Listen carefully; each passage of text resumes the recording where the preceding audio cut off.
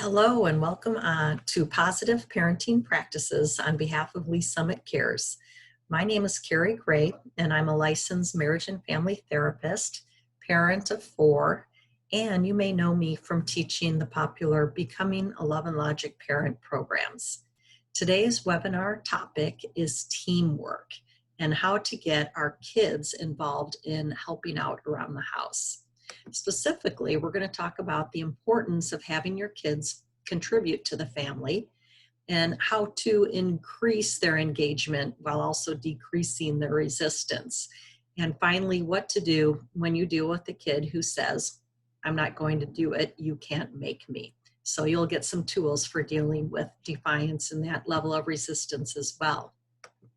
So why do we want to have our kids make contributions to the home? Well, first off, when kids make family contributions, they see themselves as valued members of the family. This sense of belonging is super important as we teach them how to be a part of a team, which those are skills that they're going to use in life. But also, we want them to realize that their piece of the puzzle is very important. And when they don't follow through in doing their piece of the puzzle, then we all as a family have to adapt. Also, another good reason is that learning and mastering new skills increases our kids' self-confidence, and self-confident kids are happier kids. Think about a time in your life where you had to take on a new project. Maybe you felt a little overwhelmed. You weren't sure exactly how to tackle that project, but patiently you took the time and you figured it out. How did that feel? We want our kids to experience those feelings of self-fulfillment and accomplishment because that is how they develop their confidence. Also, kids who make daily contributions are less entitled and more fun to be around. I think that one pretty much explains itself.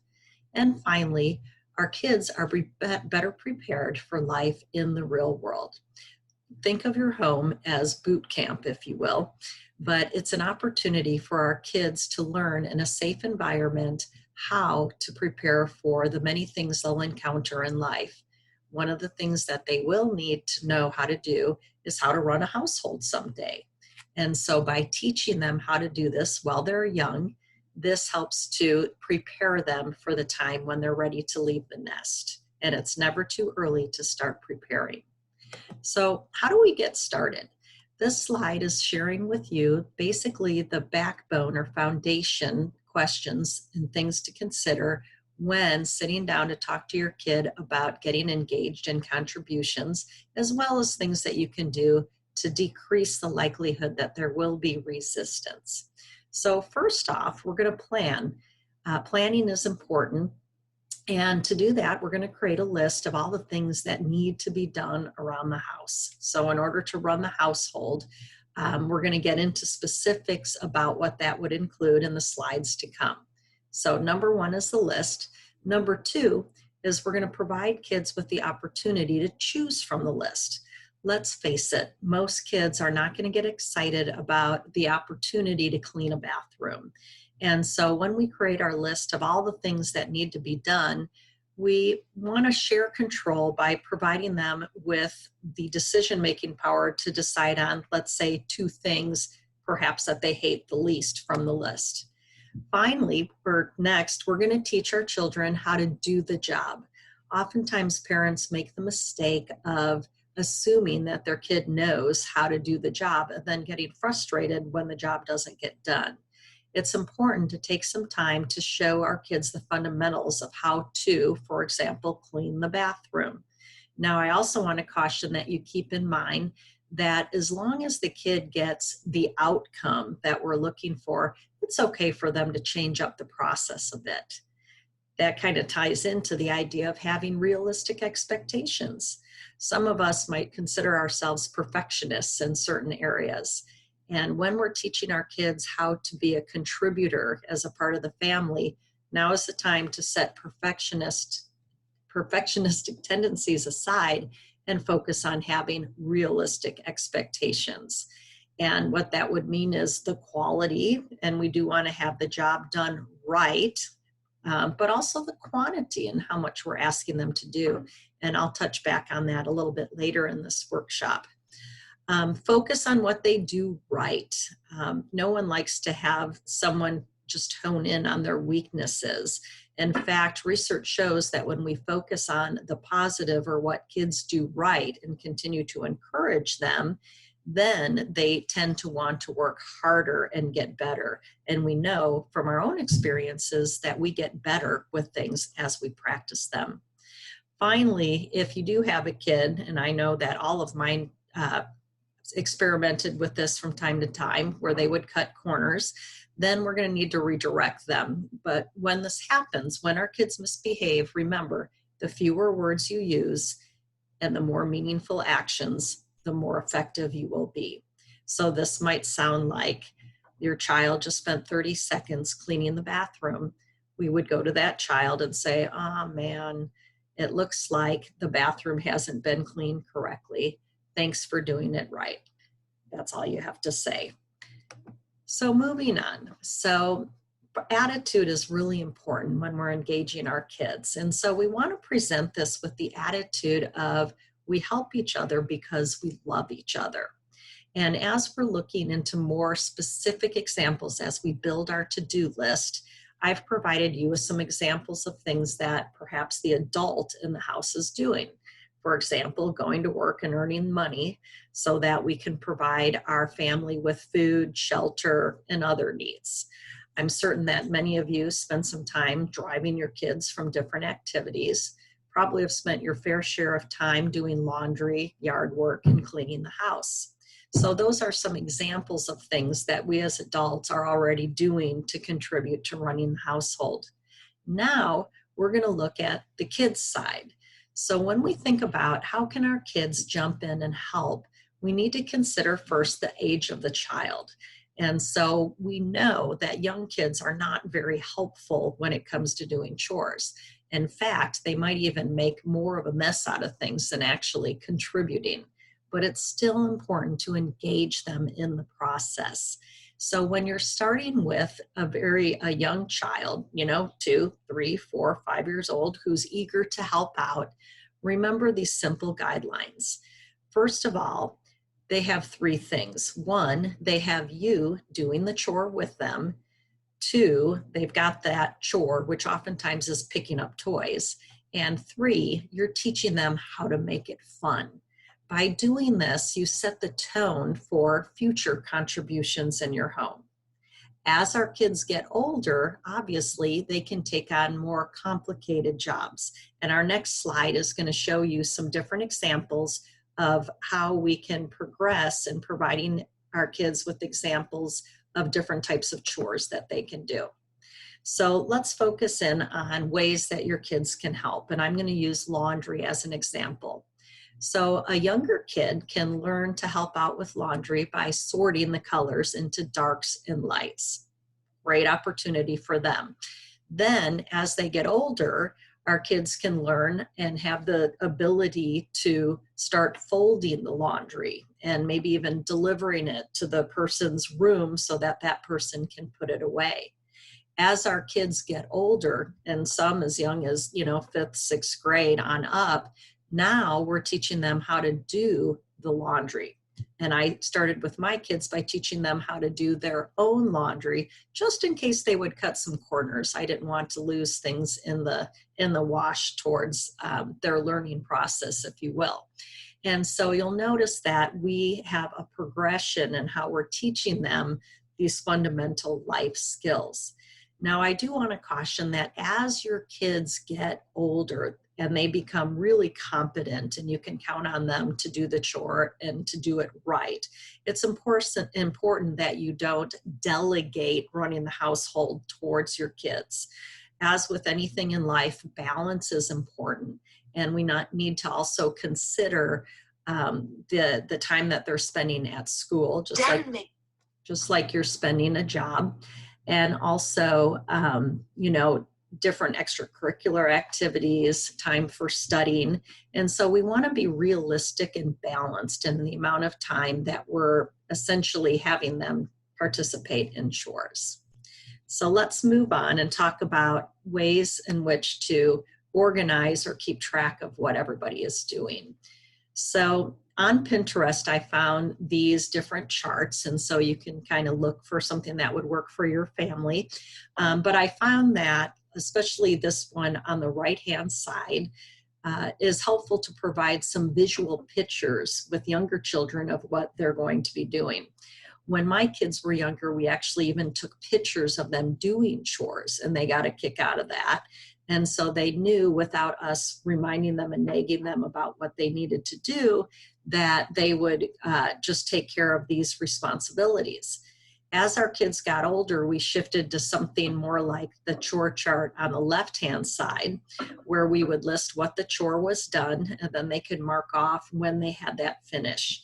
Now, this serves a few good purposes. One is, as I said, it's a visual reminder, but it's also teaching them how to organize, to be organized, and providing them a tool that they can use in order to get things done that need to be done. Some parents that I've talked to would change up the chores each day, whereas others tended to set the chores for a week at a time and then switch them up at the end of the week. Personally, I liked having my 4 kids do the chore for a whole week, because then they got very comfortable with doing that chore over time, and the practice and everything helped them to do it much better by the end of the week. Another positive silver lining to these chores is that as they became engaged and started to own their chore, for example, when our kids would be in charge of cleaning the kitchen, if somebody would leave their stuff out, we would start hearing them say to each other, "Hey, I just cleaned this. You know where that goes. Put it in the dishwasher." Sound familiar? All right. The other thing that I didn't mention earlier that I think is important is that when we're having kids take on chores, it's important to decrease resistance by not saying do it now. Instead, let's provide the kid with a time frame for getting it done. And we might even say, would it be best for you to have your, contribution done by lunchtime, or would it be better for you to have it done before dinner? You decide. And so sharing that level of control is very simple, but it also makes them less resistant about getting the job done, because they have some decision-making power. Now, most kids, when you're talking about making contributions, are going to have some type of resistance to this idea, right? No one, as I said earlier, gets excited about cleaning bathrooms or other things along those lines. And so one thing to keep in mind is that if you have a situation where your kids really haven't been contributing, we're going to want to pause and have a conversation with them about what we're doing and why we're doing it. And so we take some time out when we don't have, distractions and other things going on, and just sit down and say, hey, I've been thinking about, the things that need to happen around this house in order to make things work well. And I'm realizing that I've been stealing opportunities from you to learn how to manage different aspects of running a house. And now that I've realized that, I would like to start teaching you how to do certain things so that when it comes time for you to have your own house, you'll know exactly what you want, what to do. And so that's one way of sharing that idea of here's our shift to having everyone contribute. So then we would show them a list of, say, things that we do around the house in order to make things function well. Going back to, having a job to pay for the bills, for shelter, for food, and all those things. And as you're doing this, you're kind of backing your kid into a corner a little bit, because they're going to realize all the things that you do in order to make life good for them. And then we present, here are the other list of things that need to be done in order to run the house. So here's where we start to share control as much as possible. We share with them the list. They look at the list, they roll their eyes and say, I don't want to do any of this.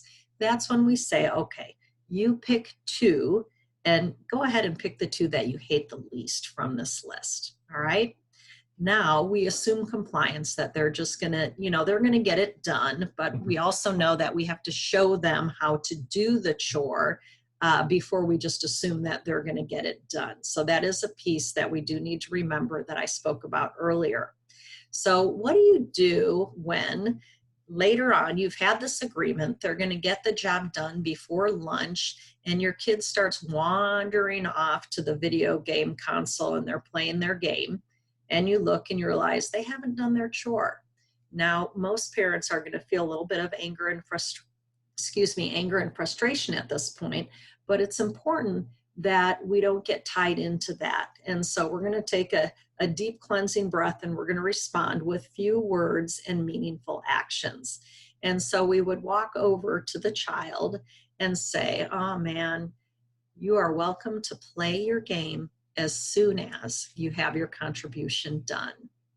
Few words, meaningful actions. And at this point, we would turn off the game, and the child will be ready to have an argument with you.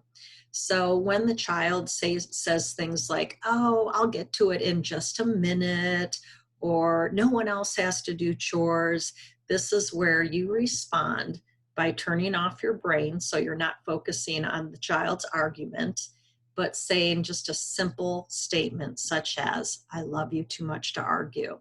And I would encourage you to walk away from the child at this point, especially if you have a strong-willed child. By walking away, you imply that the kid is going to do what they're supposed to do, and you avoid getting into a power struggle with the kid. Now, finally, if needed, we're going to have to allow empathy and logical consequences to do the teaching. So let's say that a kid chooses not to do their contribution, and they are supposed to go out and do something with friends later on that evening. If they don't have it done, whose problem is that? It's not your problem as a parent, it's the child's problem. So if the job isn't done and it's not done, or if it's done but not done right, then we're going to respond with empathy. Oh man, it looks like you didn't get your contributions done, and a logical consequences. So it looks like you're not going to be able to go to your friend's house tonight. And again, you need to be ready for any type of arguing that's going to follow. So those are some simple tips for helping to plan for resistance. And it's really important to consider, how is my child going to respond, so that you have a plan in advance. Finally, what do you do with a defiant kid who says, I'm not going to do it, you can't make me? Well, the number one rule always is to take good care of yourself.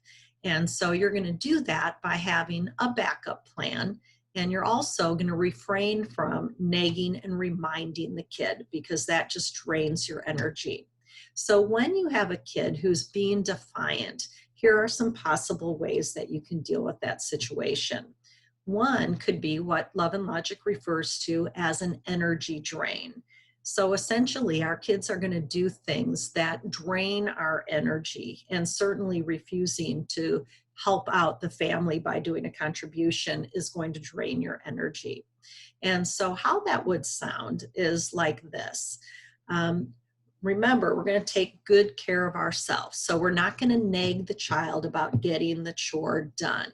Instead, we're going to say, wow, it really drains my energy when you don't help the family by doing your contributions. And so I didn't want to nag or remind you about it, so I just took care of it for you.